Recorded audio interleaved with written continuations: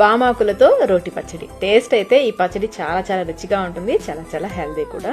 వామాకులు అందరికీ తెలిసే ఉంటాయి కదా, ఈ విధంగా ఉంటాయి. వీటిని శుభ్రంగా కడిగేసి జాలిగిన్నెలో వేసేసుకుని నీళ్ళన్ని వడారనివ్వాలి. ఇప్పుడు స్టవ్ పైన ప్యాన్ పెట్టేసుకుని 2 టేబుల్ స్పూన్ల నువ్వులు వేసి ఈ నువ్వులు చిటపడలాడేంత వరకు వేయించుకోవాలి. నువ్వులు వేగాక ఒక ప్లేట్లోకి తీసుకుని పూర్తిగా చల్లారనివ్వాలి. ఇప్పుడు ఇదే ప్యాన్ లో 1 స్పూన్ నూనె వేసేసుకుని 1 టేబుల్ స్పూన్ పచ్చిశనగపప్పు, 1 టేబుల్ స్పూన్ మినపగుళ్ళు వేసి వేయించుకోవాలి.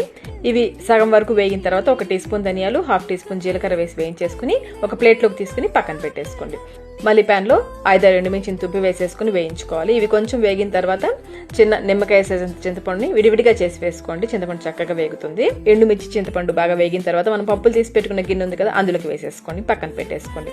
ఇప్పుడు మళ్ళీ ప్యాన్ లో 1 స్పూన్ నూనె వేసేసి మనం కడిగి పెట్టుకున్న వామాకులు ఉన్నాయి కదా, అవి వేసేసుకుని కొంచెం పసుపు కూడా వేసేసి 1/2 టీ స్పూన్లు సగం పసుపు వేసేసుకుని స్టవ్ ఆఫ్ చేసేసుకోండి. ఆ వేడికి ఆకు చక్కగా మగ్గిపోతుంది. నేనైతే ఒక 30 వరకు వామాకులు తీసుకున్నాను. వెయిట్ లో వచ్చేసి 80 గ్రామ్స్ వరకు ఉంటుంది. చూడండి, కొంచెం సేపు ఆకు చక్కగా మగ్గిపోయింది కదా, ఇదే ప్యాన్ లో ఉంచి పూర్తిగా చల్లారనివ్వాలి. మిక్సీ జార్ లో పూర్తిగా చల్లారని నువ్వులు వేసేసుకుని మెత్తగా గ్రైండ్ చేసేసి వేయించి పెట్టుకున్న పప్పులు, ఎండుమిర్చి, రుచికి సరిపడంత ఉప్పు వేసేసుకుని కొంచెం పలుకులుగా గ్రైండ్ చేసుకోవాలి. ఇప్పుడు ఇందులో 7-8 వెల్లుల్లి దెబ్బలు మనం వేయించి పెట్టుకున్న వామాకు వేసుకుని మధ్య మధ్యలో ఆపుకుంటూ గ్రైండ్ చేసుకోవాలి.